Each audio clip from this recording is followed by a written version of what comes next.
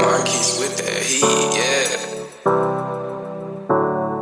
Matajon Tibilitin, Batunia kan yanci, Allah ya kiyaye Arewa.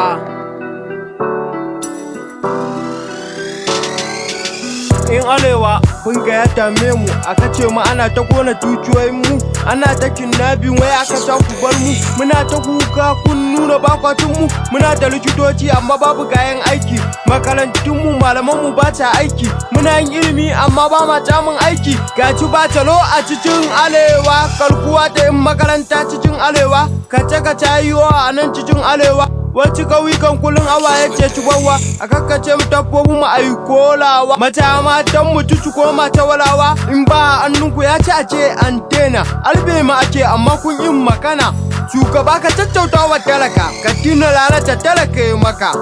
lalata be don kwala maka mu da muke can wuya mu muka tafe ka Allah ka tale mana kukan mu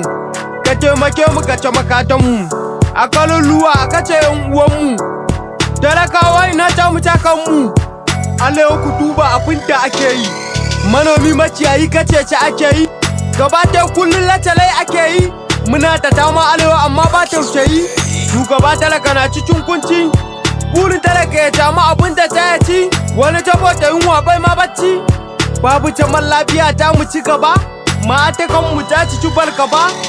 in ba a dinga ba makana ci gaba amma yanzu ba a yi maganin ci ba balle mai tukuri ba a daina kashe ci ba can balaka tina cikin barka ba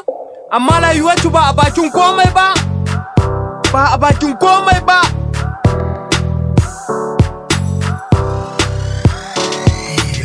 On the mix.